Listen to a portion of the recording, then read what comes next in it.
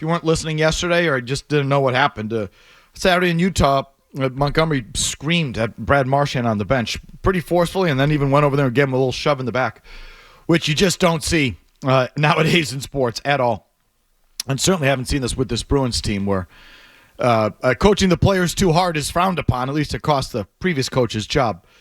So they stayed on the road. They went to Nashville. No one asked them about it. It's now Thursday. It's the first time these guys have been asked about it, which to me is still like half the story. It's just mind-blowing to me. That is we're just getting to this here on Thursday when that happened Saturday night. But be that as it may, we'll play you all the sound coming up later. But I thought, Mazz, Montgomery and Marchand could hardly have handled it any better. Like, they handled it really well today, I thought. Yeah, so the one thing I thought Marchand was borderline impeccable, frankly. The only thing that struck me about what Montgomery said is that we've moved past it, which tells me that, so it was a thing. It wasn't just even in their minds, it wasn't a run-of-the-mill, me yelling at a player, the player taking it. And when he says we moved past it, like if it was nothing to them, both of them, I think he would have said, guys, this happens all the time. I don't know what you're talking about. Well, he also acknowledged they haven't spoken. So they haven't spoken and they've moved past it. I mean, it's obviously a thing. Yes, it has to be. But maybe that was them getting, or at least Montgomery getting it out on Saturday night against Utah, and then they've since moved on. As far as Marchand's concerned, I'm with you. Like, he was accountable. I thought he kind of protected Montgomery. Now he and Montgomery have to go back in that locker room and spread that message and get back together. So here's, give me number 2, Marchand, number 2. Jimmy, it's a little harder to hear out there, so you got to pay a little closer attention to Marchand, but go ahead. There's an accountability that needs to be held in this room, and nobody's off from that. I made a really bad mistake and a bad time in the game, and that's something that's not acceptable, and I shouldn't have done to begin with. But the fact that I expected to hear about it not only from him but a bunch of guys on the bench too. So I should be held accountable in that situation. I'm glad that he did. I should be held accountable for it. I'm glad I did. I made a bad mistake, bad time of the game. I expected to hear about it, not just from him, but from guys on the bench. Both Montgomery and Marchand were, impeccable about the thing today. Impeccable. Yeah, so again, look, and you're talking about a couple of people, not that Montgomery's been here for a long, long time, but he's coached a long time. Marchand's played a long time. So look, when you're playing like garbage, people are going to get pissed. So if you listen to those comments, you say, well, there's no problem, right?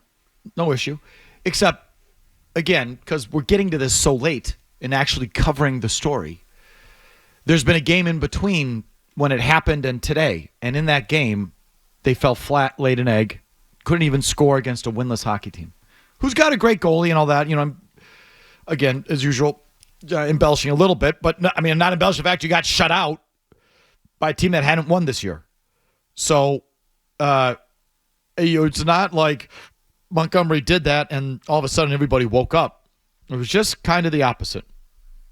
So it does not change while both those guys feel like they're past it and handling it exceptionally well, that doesn't change my feeling about Montgomery. Tick, tick, tick, tick, tick, tick, tick. This is it. He's walking the plank. He doesn't have a contract. They're off to a slow start. He's feeling the heat, obviously. And starting tonight, if it goes south against a good Dallas team and a few more, that's it. He's not long for this job. So not to cross sports, but if we took what Nick Wright said at the beginning of the show, right, and applied it to the Bruins, it would be more valid than it was with the Patriots, in my mind. 100%. Okay, in my mind. Because I do think that things are reaching sort of call it an axis or whatever you want to call it with Montgomery. To your point, they got smoked skunked. But in both cases, if the Bruins rip off 10 in a row here, we'll go back and we'll say, yeah, Montgomery got in Marchand's face. He gave him a little shot, and the team turned it around. This is what got him right. We'll do it, of course.